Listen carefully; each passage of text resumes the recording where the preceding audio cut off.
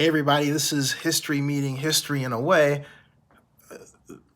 This group of African American medical students are posing in front of an old slave quarters on the Whitney Plantation, and this is on CNN right now.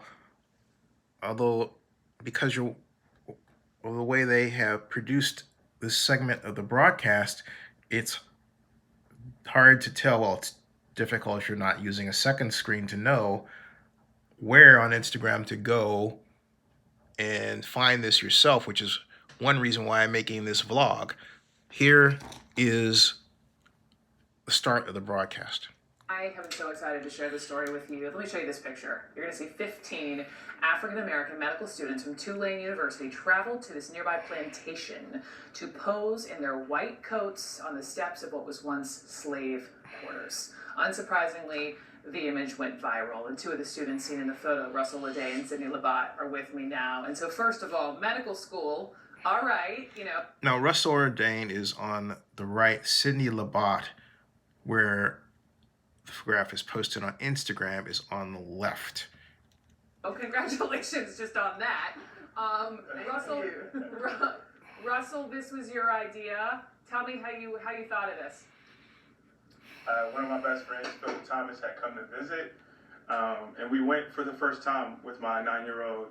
On our ride back, my daughter and I had a conversation, and she was like, "Dad, being a black doctor in America is a big deal, And I was like, "You're right." She was like, "We've come a long way," and I was like, "You're right."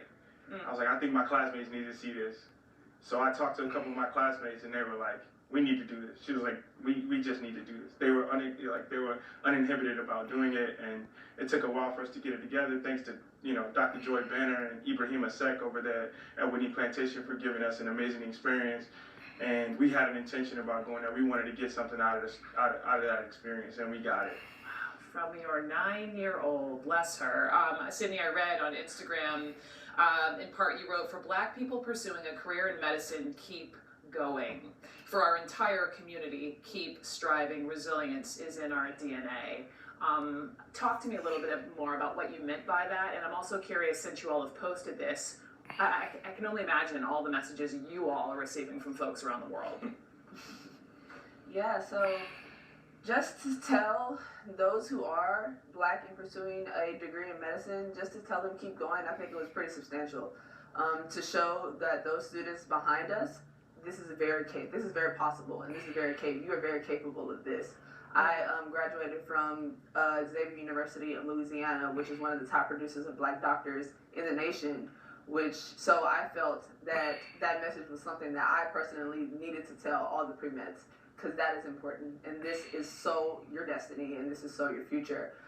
Telling our community to keep striving, I think that was important to say under the post, because that's essentially what the post is about. That was what the picture was about, to show how far we've come and how far we have to go. So just hinting at and just directing them at, we still have a long distance for us to go. Just to tell them that, to keep striving, and we will make it. And also, just to say resilience is in our DNA, I think that's self-explanatory. I would not be able to be a student in America studying medicine if those ancestors did not have the will to press on and to live every day. And us paying homage to them by coming back just really makes that connection between the past and the present, and that resiliency has not faded over time, and we are here and we are present, and we will continue to press on. Amen. Good for you, Russ. Now, the photograph that they're talking about here isn't the only one on Instagram. There's actually a series of them, and if you want to find it, you can search for Sydney Labat or Sydney Labat either on Google, or you can go to Instagram and simply search for @_BOT, then 3 T's. This isn't the only photograph. There's several. There's this one, which is the most powerful one, and this one. See? And then if you go to the original posting here, there is one of these. There is actually a tagging of each of the posts, of each of the persons in the post, excuse me. And of course, you can read the comments over here, where there are 5,660 likes. And this was done at Whitney Plantation. You can tell that I'm following. And City Labat is Zula alum, Tulane University School of Medicine graduate.